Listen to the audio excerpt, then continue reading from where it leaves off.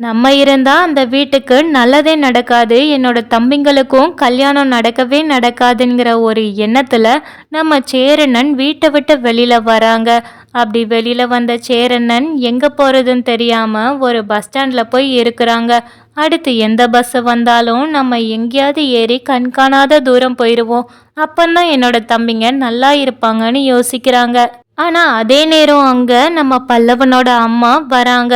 பல்லவனோட அம்மாவை பார்த்ததுமே நம்ம சேரனனுக்கு தெரியுது, இது கண்டிப்பா பல்லவனோட அம்மா தான்.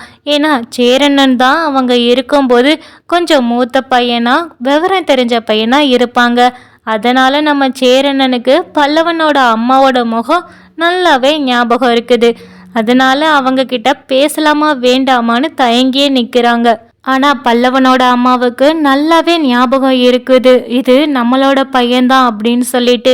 அதனால சேரன் கிட்ட வந்து பேசுறாங்க. நீ சேரன் தானே, நல்லா வளர்ந்துட்ட அப்படின்னு சொல்றாங்க. இதை கேட்ட சேரன், அப்போ நீங்க நிஜமாவே பல்லவனோட அம்மா தானே அப்படின்னு சொல்லி கேட்குறாங்க. அதுக்கு அவங்களுமே ஆமாம், வீட்டில் எல்லாருமே எப்படி இருக்காங்கன்னு சொல்லி கேட்குறாங்க. உடனே சேரண்ணன் இருக்கிற நிலமையை பார்த்துட்டு, நீ ஏதோ கஷ்டத்தில் இருக்கிற மாதிரி எனக்கு தோணுது, என்ன பிரச்சனை அப்படின்னு சொல்லி கேட்குறாங்க. அதுக்கு நம்ம சேரண்ணன் ரொம்பவே தயங்கியே தான் பதில் சொல்கிறாங்க.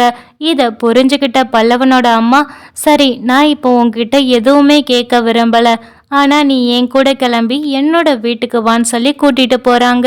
சேரனனுமே நம்ம பல்லவனோட அம்மா வீட்டுக்கு போயிட்டா அந்த வீட்டில் யாருக்குமே தெரியாது, அதனால் நம்மளை அங்கே தேடியும் வர மாட்டாங்க, தம்பிங்க சந்தோஷமாகவும் இருப்பாங்கங்கிற ஒரு எண்ணத்தில் தான் கூட போகிறாங்க. அங்கே போனதுமே நம்ம பல்லவனோட அம்மா கேட்குறாங்க, என்னதான் பிரச்சனை அப்படின்னு சொல்லி கேட்குறாங்க. அதுக்கு சேரனனுமே அமைதியாகவே இருக்கிறாங்க. சரி, உனக்கு எப்போ சொல்லணும்னு தோணுதோ அப்போ சொல்லு அப்படிங்கிறாங்க. அதுக்கு நம்ம சேரனனும் ரொம்பவே கதறி கதறி அழுகிறாங்க. இதை பார்த்த பல்லவனோட அம்மா, என்னதான் ஆச்சு சொல்லு அப்படின்னு சொல்கிறாங்க.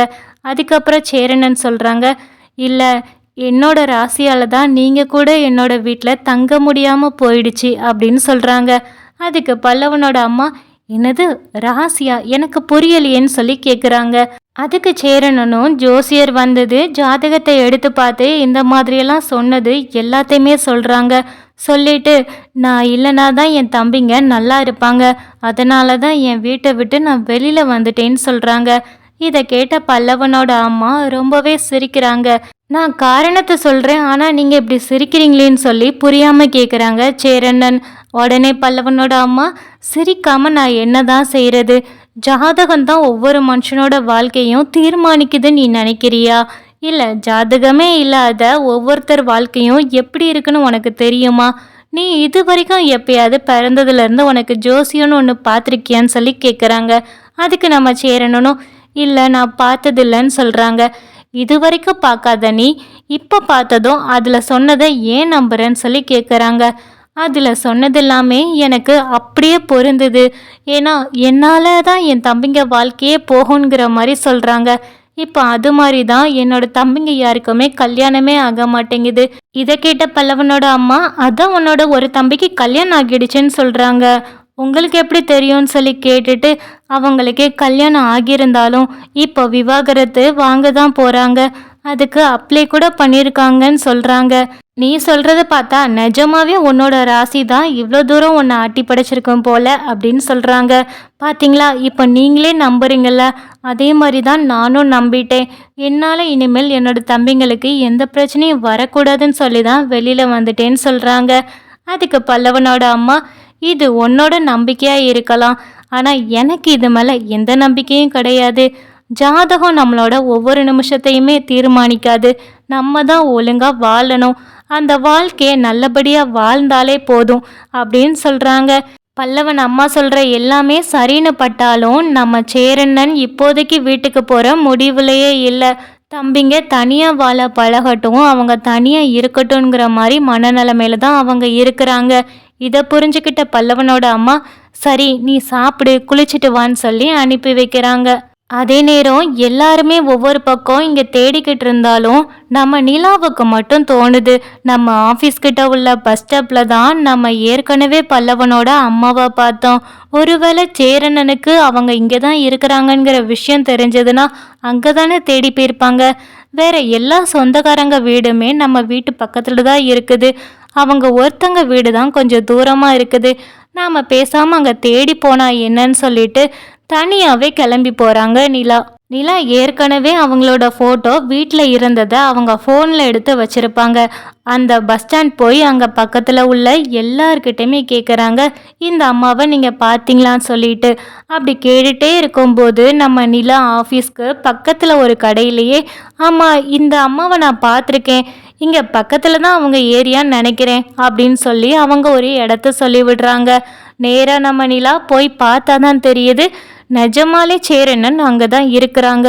இதை நிலா பார்த்து அதிர்ச்சி ஆகிட்டு சேரனங்கிட்ட, அண்ணே நீங்கள் இங்கே தான் இருக்கீங்களா? நாங்கள் எல்லாரும் சேர்ந்து உங்களை எல்லா பக்கமும் தேடிக்கிட்டு இருக்கோம்.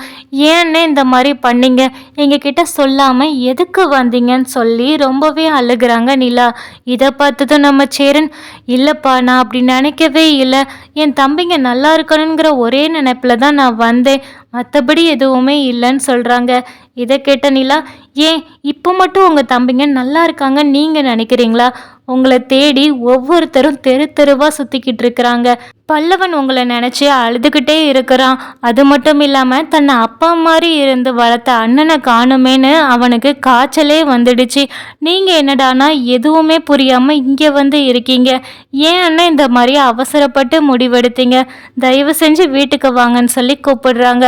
ஆனால் என்னதான் இருந்தாலுமே நம்ம சேரனன் அவங்க முடிவில் தெளிவாக தான் இருக்கிறாங்க.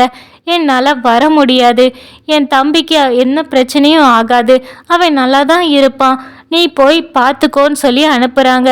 இதை கேட்ட நிலா, அண்ணே ஜோசியான்ங்கிறது நம்ம வாழ்கிறதுக்கு ஒரு நம்பிக்கை தரக்கூடிய ஒரு வார்த்தை தான், அதனால் அதுவே நம்ம வாழ்க்கை கிடையாது, தயவு செஞ்சு வாங்கன்னு சொல்லி கூப்பிடுறாங்க. சரி நீங்கள் சொல்கிற மாதிரியே சோழனுக்கு ஒரு ஜாதகத்தை பார்த்து, சோழனுக்கு யாராவது நீ இந்த வீட்டில் இருக்கிறதுனால தான் இந்த வீட்டுக்கே பிரச்சனை, நீ இந்த வீட்டில் இருந்தால் உன் அண்ணனுக்கும் தம்பிக்கும் கல்யாணமே ஆகாது, அதனால் நீ இந்த வீட்டை விட்டு போகணும்னு சொன்னால் நீங்கள் என்ன செய்வீங்கன்னு சொல்லி கேட்குறாங்க.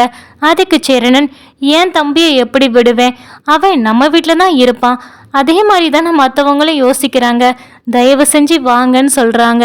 சேரனன் கிளம்புற மனநிலைமைக்கு வந்துட்டாங்க. போய் பேக்கை தூக்கவுமே நிலாவுக்கு ரொம்பவே சந்தோஷமாகுது. அப்போ பல்லவனோட அம்மா, சரிப்பா நல்லபடியாக போயிட்டு வான்னு சொல்கிறாங்க. அதுக்கு நிலா, நீங்களும் கூட சேர்ந்து கிளம்புங்கன்னு சொல்கிறாங்க. இதை பார்த்த பல்லவனோட அம்மா, நான் எதுக்குன்னு சொல்லி கேட்குறாங்க.